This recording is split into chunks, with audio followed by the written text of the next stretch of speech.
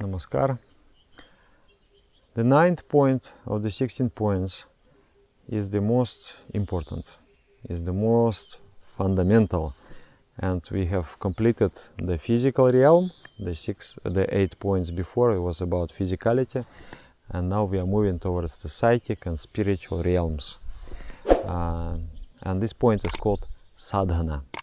Sadhana means, it comes from the root verb sadh, which means to complete. To complete. And sadhana is the process of completing myself. I want to become complete. I am incomplete and I want to complete myself. So this is practice, and this is also a spirit. I am living in the spirit of sadhana. My everyday I am trying to complete myself. I am trying to better myself.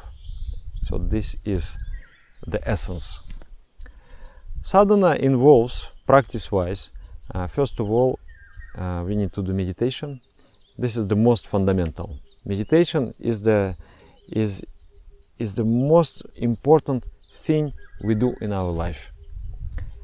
If by chance, before watching this video, you have not done meditation, I advise you to stop watching it right now and go to the basic course of meditation. Learn how to meditate and meditate. I think this will be the most important move, the most important decisions you have taken in your life. And this is not just my words, this is the words of those people who got convinced and who started to practice. Even if you start practicing meditation 5 minutes morning and evening, that 5 minutes is such an important touch of consciousness. It dilutes the entire mind. The mind is just like a lake, and there are many rivers entering that lake. I'm thinking about money, I'm thinking about job, I'm thinking about relationships, and there are so many thoughts. All those thoughts, they carry a certain vibrations, and if you analyze, you will understand that most of those thoughts, they are not very high. So the lake of the mind, my personality, is therefore not very high. Therefore, it is on the lower frequencies of the lower vibrations. But when you start doing sadhana, when you start doing meditation, you get that river, strong river of the very pure energy.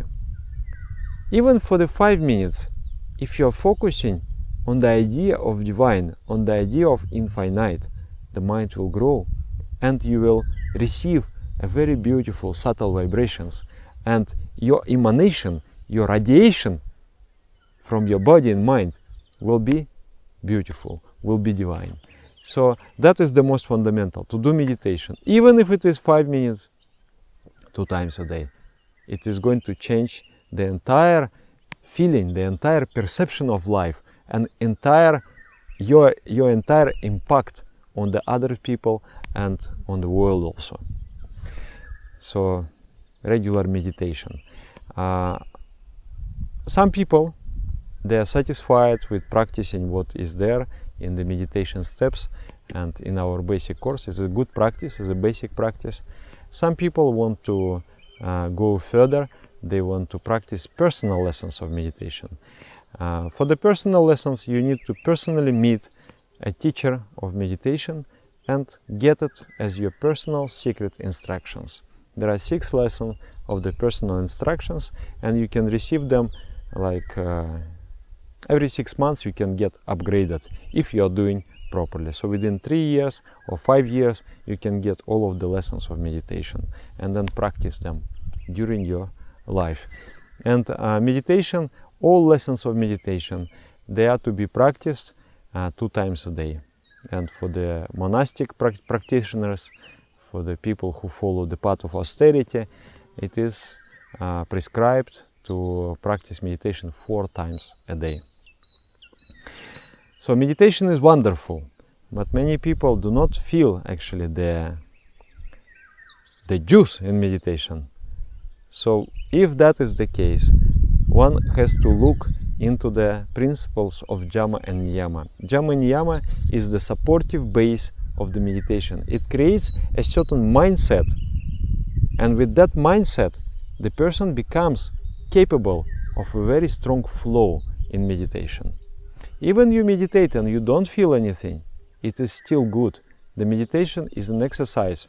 You pump the muscle and the muscle will grow. You do meditation, your intuitional, your spiritual muscles will grow. But to feel the flow, to feel the joy within when you meditate, you need a supportive base. You need to create a very proper mindset of the practitioner of meditation.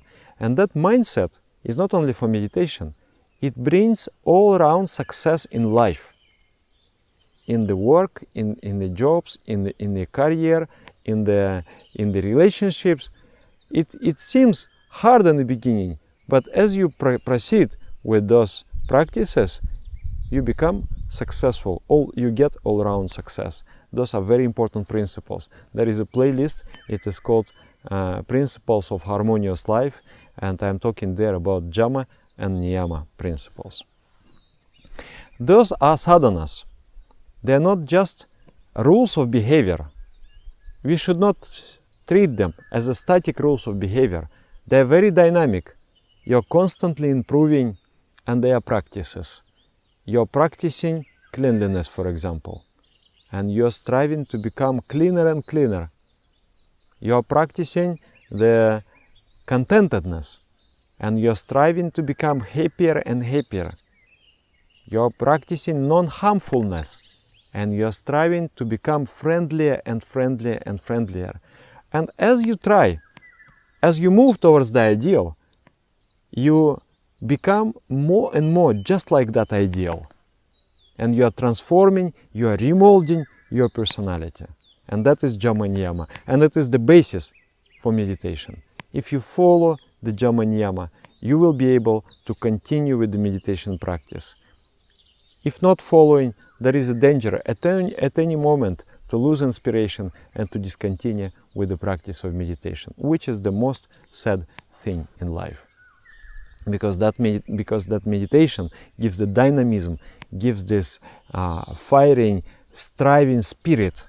I'm moving ahead, and I'm happy because I'm expanding my consciousness, and I'm feeling that today I'm not the same man as I used to be yesterday.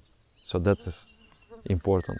And then also the physiological, biological basis of meditation is our body. So the body needs to be taken care of, and the exercises of yoga, which are called asanas, are required to maintain the proper shape of the body. Let's say a person truly, sincerely wants to live righteous life, moral life. But the crude instincts, crude ideations constantly disturbs him and pull him away from spirituality. And that is because the certain glands in the body, they are tuned in this way.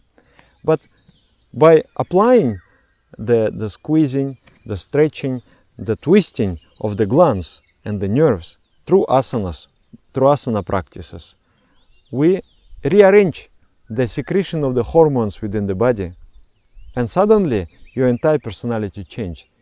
You feel differently, you desire differently, you live differently, you perceive everything differently. And it is a very good physiological basis for sadhana.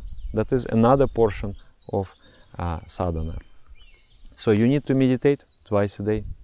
You need to follow Jama Niyama principles. And you need to do asanas. It is good if you can do twice a day. If you are very busy, then at least once a day. And sometimes the beginners, they do very long. I say, what are you doing there? Why are you doing asanas for one and a half hour? Okay, if you have got all the time in your life, then you can do. But otherwise you can do just within 15 minutes, you can do several basic important asanas. And you're done. And your body receives the natural nurturing, and you are good to do sadhana. So if you have time, then you can do 1.5 hours. But if you don't have time, Just spend 15 minutes by doing the exercises and it will be good. And you will feel the entire day and entire actually health improves very much due to the practice of asanas. Then actually it is all mentioned in Jama Niyama, but there is another particular emphasis given to 3 niyamas which are very important. One is Sarvatmak Shaocha, the cleanliness. Improve the cleanliness of the body, clothes, inner body means our organs, and the mind. Maintain the cleanliness, improve it. Then there is this tapah. Tapah means service and sacrifice. I accept hardship in my life to climb upwards. I accept hardship to progress in meditation. And that is the principle of my life. And I accept hardships to help others. That is, the spiritual practitioner is also actually, he's just like other people. So instinct is there. The instinct is to look for the comfort. But the ideology of the person is to evolve. So if I need to give up the comfort for the evolution, I do that. So that is the spirit of tapa, the spirit of sacrifice. And then also svadhyaya. Svadhyaya is to read spiritual books, or just like you are watching the videos, it is one sort of svadhyaya also. So that comprises the discipline of sadhana. And sadhana is not only the practices, sadhana is the spirit that I have come here to progress from one point to another. When I die, I want to be a better human being. I want to evolve. And I want to also give my shoulders so that the new generation will stand upon my shoulders and become even better. So that is the portion of the collective sadhana of humanity. Nothing comes without sadhana. The humanity is where it is now due to sadhana. Sadhana means effort to complete oneself, to become better. So we are striving to become better on the collective level. We have abolished slavery. We have grown economically. We have invented so many technologies. Those were the part of sadhana, but more physical sadhana, not yet spiritual sadhana. And individual life, we are also improving ourselves. We are growing physically, mentally, spiritually. And that is the most important principle. And it is the most important point in the 16 points. Thank you. Namaskar.